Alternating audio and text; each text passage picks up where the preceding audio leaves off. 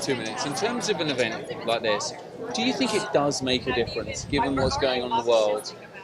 You attending this, you talking about this, does it really make a difference? Yes, because everything that you do every day makes a difference. Everyone can make a difference. That's the point of An Inconvenient Truth, and it's also the point of An Inconvenient Sequel.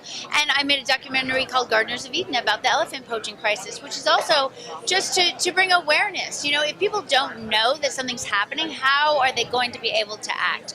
Also, our newspapers and media in general are overwhelmed with the chaos in our world, obviously. And it can be overwhelming and it can be a burden.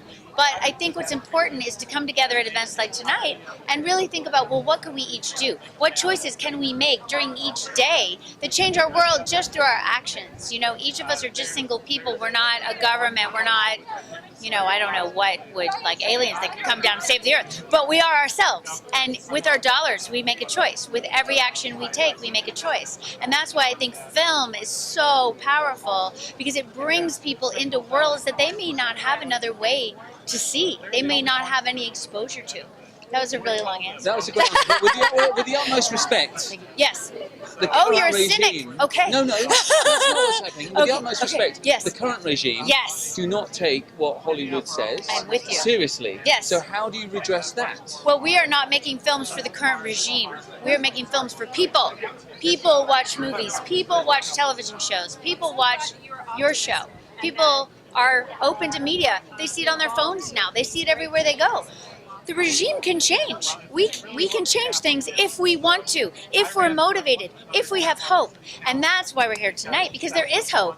We can do a lot. And I think that's one thing Al Gore has shown us. You know, we can't do it like this. It takes a lot of work. It's not a simple, easy thing like, you know, getting a hybrid car and wow, it's over. You know, it's not that easy. But that's why we all have to come together. And I think LA, of all places, it took me 2 hours to get here tonight. You know, you go like, okay, we can see the need. We've got to address it and think about what we can each do as human beings, as citizens on the planet Earth to change things. First off, how are you feeling tonight?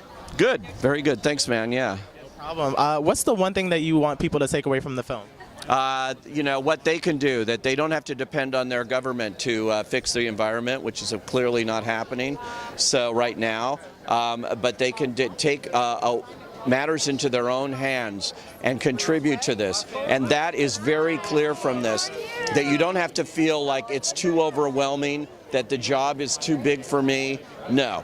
This is something that everybody can do and are doing, and I think that that's what this movie is driving across, and also the fact that it doesn't have to be depressing, that it's the end of the world, that global warming is going to doom us all, because this movie shows the progress that's been made in the 10 years since the first movie came out. And now there's been so much change around the world, different countries that were never participating in it, and of course the big Paris Climate Agreement. And even if the U.S. were to stay out of it and withdraw, it doesn't matter. It's going forward, and that's because people have gotten the message, and part of that message is carried by movies like this. So can you explain, you said 10 years later, this is the second film. Why the 10-year gap? Well, you know, they didn't know. I mean, it's sort of like things happened, and they didn't know what they would do to go forward. They were busy working on stuff, and then all of a sudden around 2014, they said, wait, I think it's time for this again. I think it's time for a sequel, a genuine sequel, not only to show how bad it still is, but how good it's gotten in so many ways that people don't remember or recognize, and that gives people the impetus to keep going forward. So this movie is not only showing negative stuff, but it's showing how change in the positive direction has made a huge difference. And you're the moderator for tonight. Can you talk a bit about your excitement being the moderator? Yes, it's great. I'm excited to talk to the filmmakers here. They did not direct the first one, but they directed a terrific movie in 2011 called The Island President, which is about the Maldives, and that island, this island that it's about, is falling into the ocean. And so they were prepared to do this kind of a movie. And so I'm very excited to talk to them about this movie, yeah. Well, congratulations and have a great evening. Thank you. Nice meeting you. Thank you.